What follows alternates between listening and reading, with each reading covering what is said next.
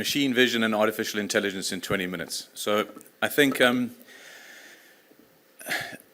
what I'd like to achieve in this session is really to just show you guys some of the stuff that's happening in the world at large, here and overseas, to try and get some smart technology to add value to your businesses, and where your businesses are primarily driven from behind the wheel of the truck out on the roads.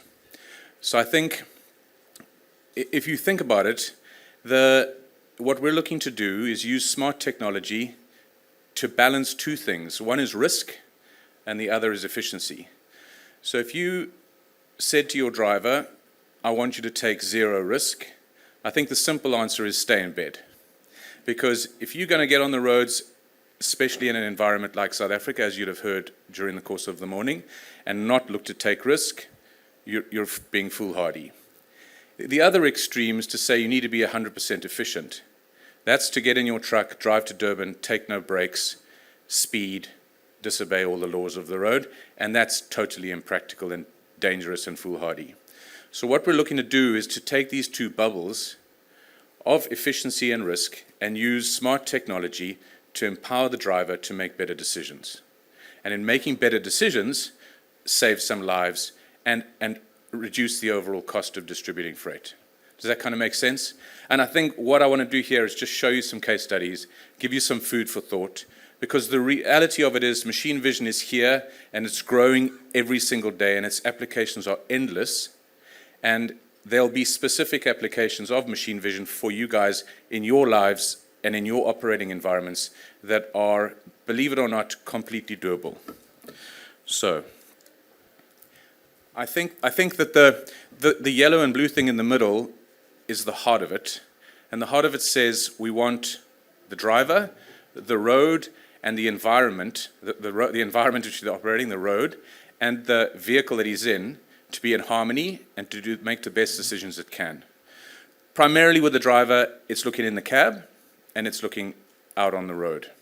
And so I want to use this clip just to illustrate, I'm not sure if it's going to play, just how important this type of technology is. Can you play it? Or do I go next? Okay, so here's a guy driving down the road. Everything seems to be going okay, and you can see him starting to fall asleep. Okay, so can you replay it? Is it easy to replay? So before you replay it, okay, I just want to pause there. So what happened in that slide is the guy's driving along, and he starts falling asleep. As he starts falling asleep, a machine on his dashboard recognizes that he's falling asleep. I'll talk to you a little bit about how he does that, how the machine does that just now. The machine then knows, it has learnt what it looks like when a person falls asleep, and the machine sees that happening. So as it falls asleep, it recognizes it, it processes it in the machine, and then it says, oops, this guy's fallen asleep. Then what it does is it triggers an audible alert, that beeping that you heard, and it actually vibrates the guy's seat. So what is it trying to do? It's trying to immediately wake the guy up to prevent him driving off the road and doing some serious damage. So do you want to play the video again with that context in mind? He doesn't actually look like he's falling asleep, but you can see now.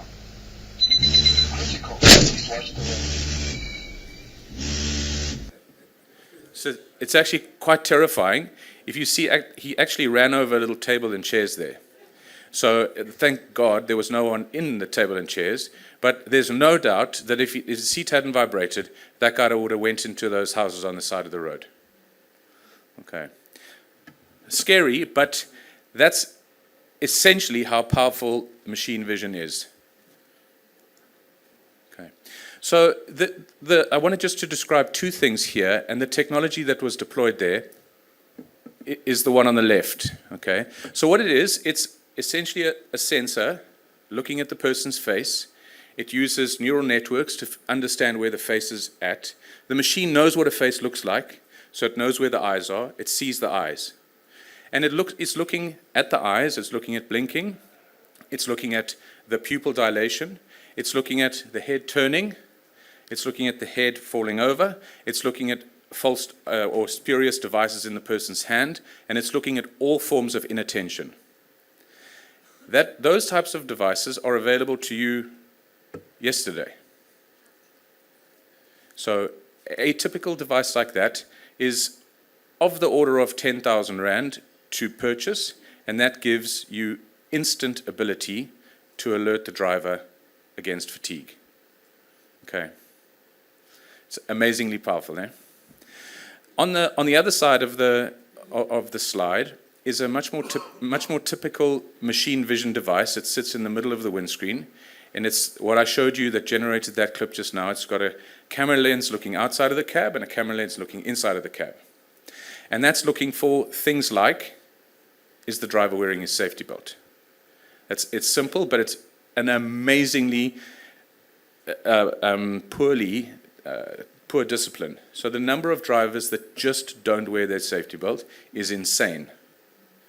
And it troubles my mind big time why you'd ever go out on the road and not wear your safety belt, but it's a real problem.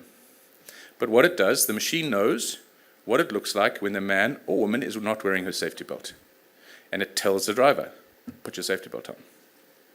And whether all of the transport operators in the room, whether you're the best operator or the worst operator, you're essentially trusting the driver with your asset, with your customer's product, and with people on the road and the lives of others. So it's a heck of a thing. And you have no ability to understand what that person's doing.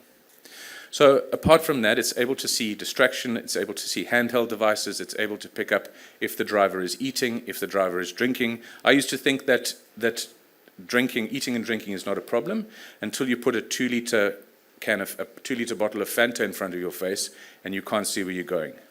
So the machine is empowering the driver to make better decisions and to keep alert and aware on the road.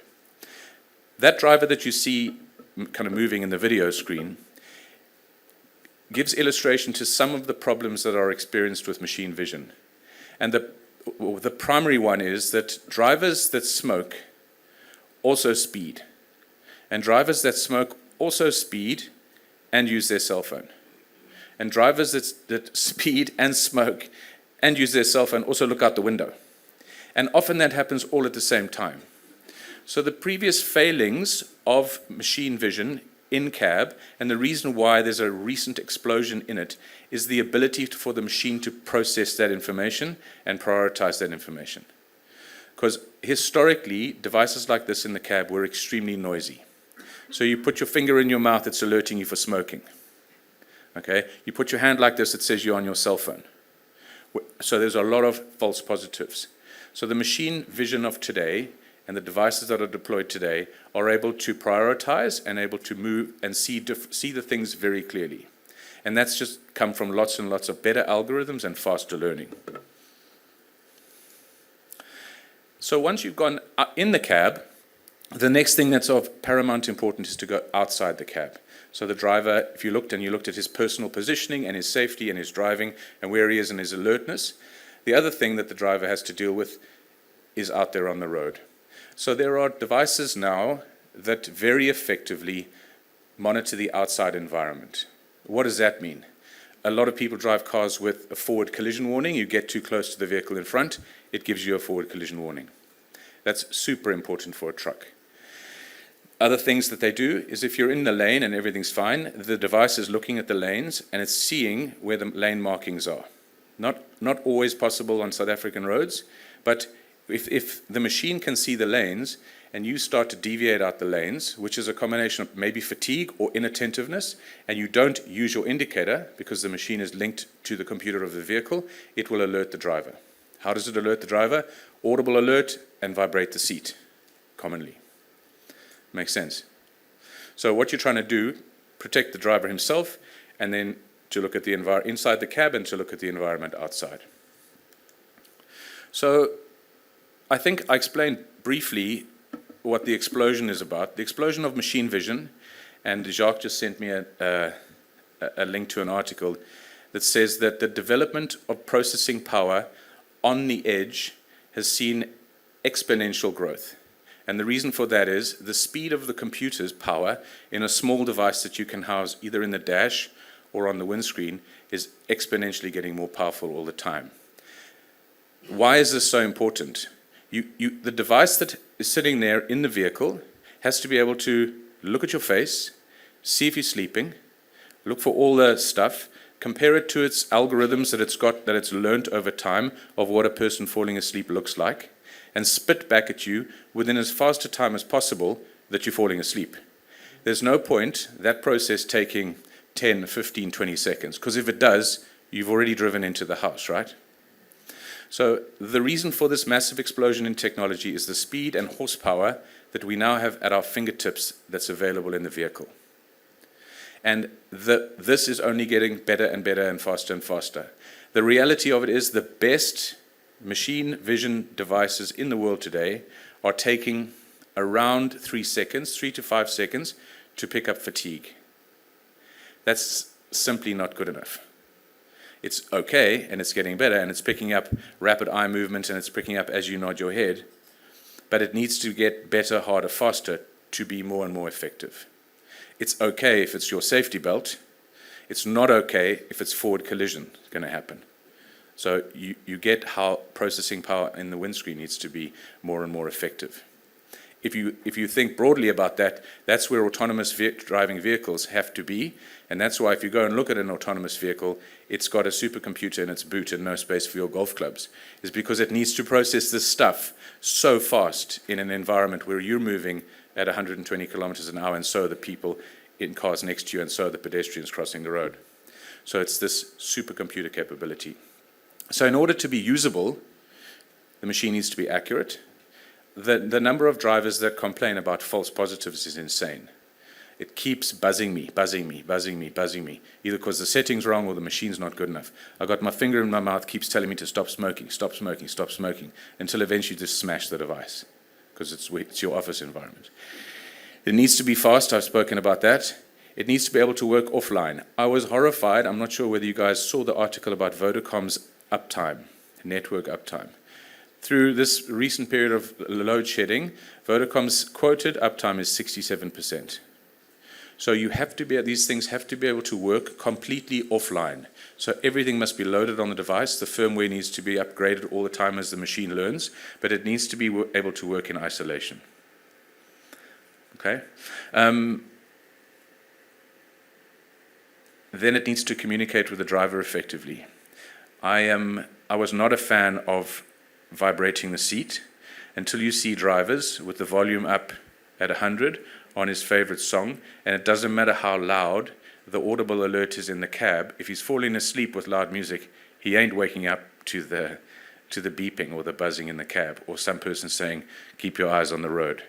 So alternative and looking at innovative ways to alert the driver, like a seat vibration, like a light, like an audible alert, and maybe that audible alert is linked to the radio to switch the radio off. That type of stuff has to continually evolve and is evolving. And the last one that's relevant, I think, is that the machine needs to multitask. So it needs to be able to look at multiple issues all the time. The two things that I showed you earlier, the one on the road and the one in the cab, are different devices. So the one is specializing at looking at the road and looking at lane departure and forward collision warning. But for the driver, from his perspective or her perspective, they want to get there needs to be a warning mechanism. You can't have a funny beep over there, a buzz over there, a noise over there. The machines need to be integrated in order to give the driver a prioritized and prompt feedback. So the technology and a lot of time and money is being spent on integrating various forms of technology that specialize in one thing or another into one feedback to the driver and one communication mechanism to the driver. Okay. And lastly, the number of drivers that complain. My owner says I'm allowed to smoke in the cab, but every time I smoke in the cab, it beeps. When I drive in the yard, I'm only driving at 20 kilometers an hour. I don't have to wear my safety belt, but whenever I'm in the yard driving, the thing tells me to put my safety belt on. And you can imagine if every 5 seconds when you were at work, your boss or some computer was telling you what to do and you knew you didn't have to do it, you end up smashing the machine or just blocking out that noise out of your mind, which a lot of the time is what happens. So now I want to get to a few interesting case studies with that backdrop. So in New Zealand, this is how collection of your rubbish works at home. So you take your bin, your wheelie bin, they actually look very similar to the wheelie bins we have in South Africa, and you put them in a demarcated area. What does that mean? Is that the municipality have painted some squares on the floor, and you put them there. The waste truck comes along, and if your bins are not in the demarcated area, the machine sees that your bins are not in the demarcated area, and guess what? They don't pick up your rubbish. It's quite simple. And guess what? When you get your bill at the end of the month, you pay a fine. So every single New Zealand citizen puts their waste bins in their squares. Okay? And I think that's super cool and super relevant, and it's impossible to manage without a machine. And how does that really puts the driver in a very clear space as to what he's got to do and what he doesn't do. The next thing that happens, which is beholden on the driver's responsibility is to pick up the bins, put the rubbish in there, in the back, and put the bins back in the square. Every single time he puts the bins down, the machine looks, and if he's put the bins back in the spot, the company that owns the waste management company gets paid by the municipality. If they put the bins not in the squares, or they knock the bin over, they don't get paid. So that's technology that actually is working today. Another example of a waste in New Zealand is if you have a waste tip at your factory or at your place of work, the vehicle comes along and the camera looks in the bin. It's attached to the top of the vehicle. If the bin is half empty or it's overflowing, it's looking at to see, hold on a second, this is not efficient. So it feeds back to the machine sees it, feeds back into the cloud, and the cloud looks at it and said, hold on, our collection and drop-off is not efficient. So the driver shouldn't be there, the vehicle shouldn't have come if it's empty. If it's overflowing, you should have come sooner. So they are dynamically modifying pick-up and drop-off of waste bins, which is an enormous issue, across New Zealand using technology. So that there's not a waste of time and money, and equally there's not a lot of waste all over the floor and people having to sweep up the waste. Super cool use of machine vision. But if you think in your own personal environment, in your own businesses, it starts to give you context as how maybe you could use that technology. In the municipal buses in Melbourne today, they have a device in the windscreen that looks at the road. It picks up potholes of anything bigger than 15 centimeters. So if there's a pothole in the road of 15 centimeters, it picks it up. Okay? Then what it does is it geolocates it, so it gives a specific location of that pothole. Okay? Then what it does is it transmits it back to the roads department in Melbourne. So now the Melbourne municipality knows exactly where the hole is, and so that it can go about fixing it.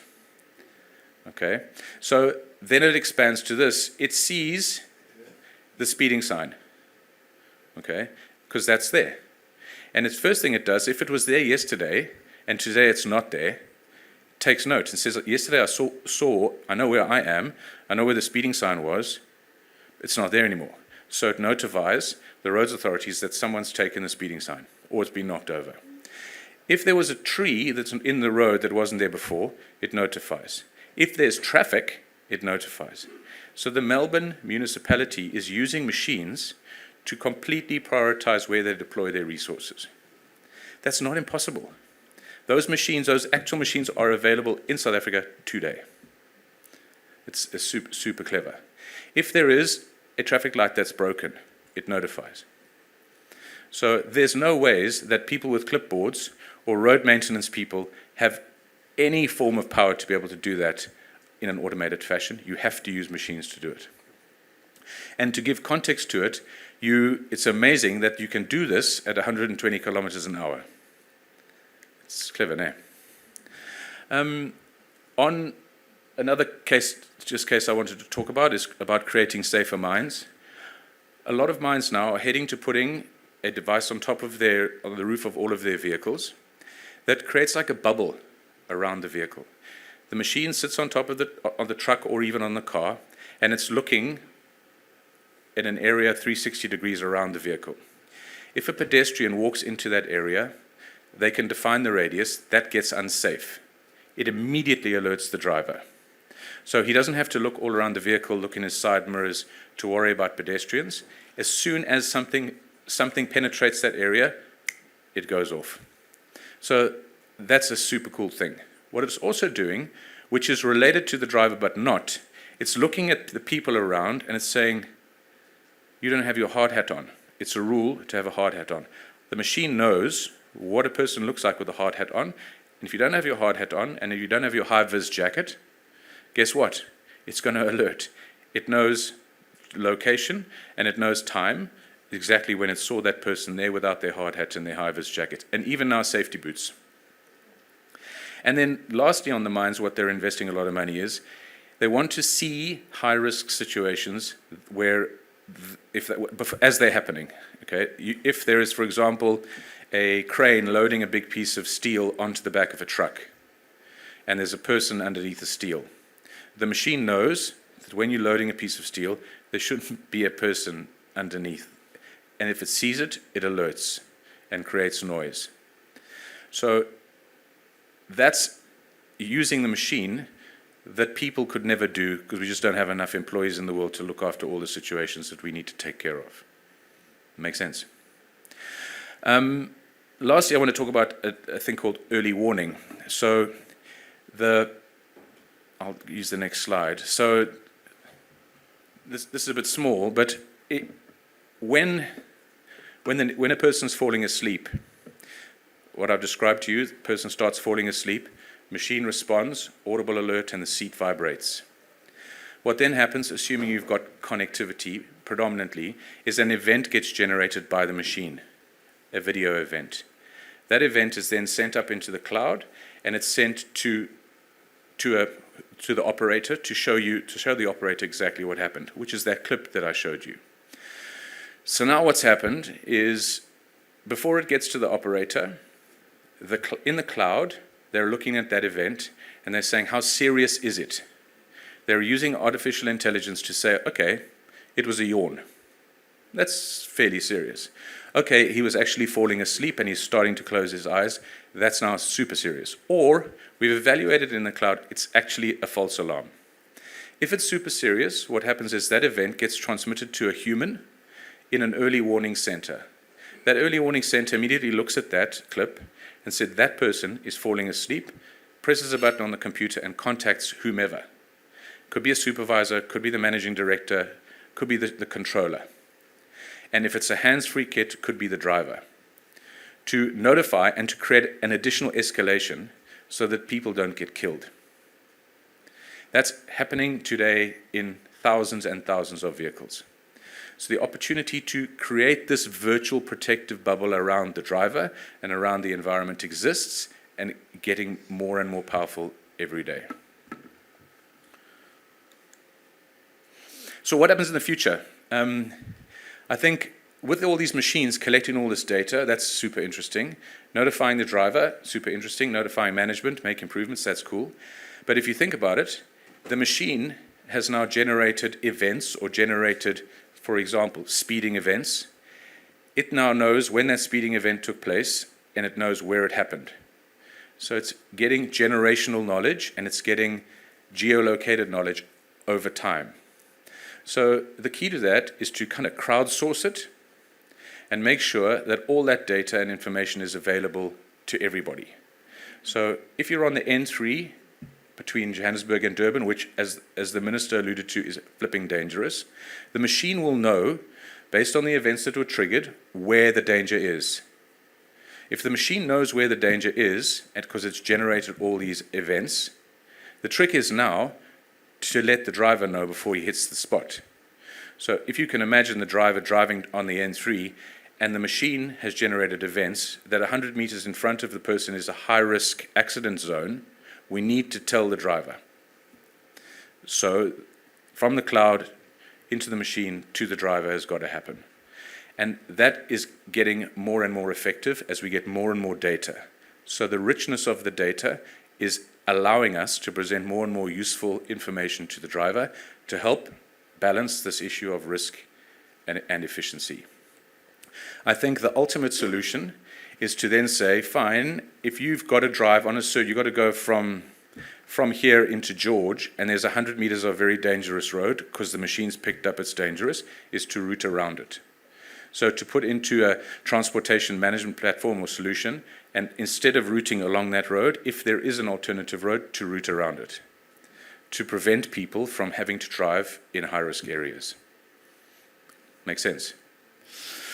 I think then the future of machine vision is also about widening the source of data. So as we collect more and more data from more and more machines, we have to figure out a way to consolidate all that data and feed it back to the driver. Because the richer it is, the safer it is. Okay? And everything I speak about is about putting in the driver's hands to empower the driver to make better decisions, to lower the risk, to up the efficiency. And then lastly, I was in a truck show in Brisbane last week, and trucks now are coming out with cameras all over the place. Trucks are coming out without side mirrors.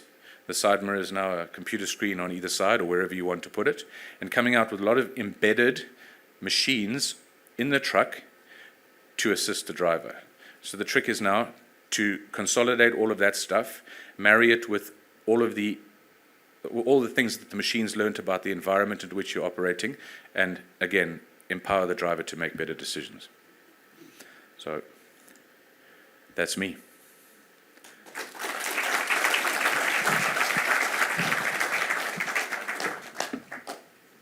Right, I do understand you've got a flight to catch, so we won't ask too many questions, but perhaps this one, self-driving trucks and convoys, are we there yet? No. No, we're, in fact, the autonomous vehicles have seen a massive slowdown in development. So it was all the rage a little while ago. I think dominated by the legal system. So to put it bluntly, if you're driving along the road and the machine or the vehicle is driving and you happen to hit another person and kill that person, the legal consequences of that are significant, and it doesn't fall on the driver, it falls on the vehicle manufacturer, because the algorithm allowed it to hit the person. Whether the human would have hit the person if they were driving is an irrelevant question. The machine did it. So now you're going to sue Tesla or whoever it is with the autonomous truck or vehicle for all they're worth because the machine made me hit my child. Made the vehicle hit my child. And I think that until we've unwound that, I think we won't solve it.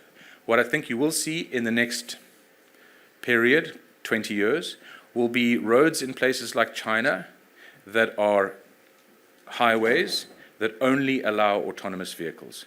A closed environment where everything is regulated. You can't have pedestrians crossing the road, that you will use autonomous trucks. One more, we are social beings before artificial intelligence or machine learning. We always find ways to cut corners, essentially. Mm-hmm. Do you think we can implement this to law enforcement as well, the question says? So this I saw some this deployed in ambulances in America, and it was quite weird for me because as soon as they switched on the red light to go and speed, the machine switched off.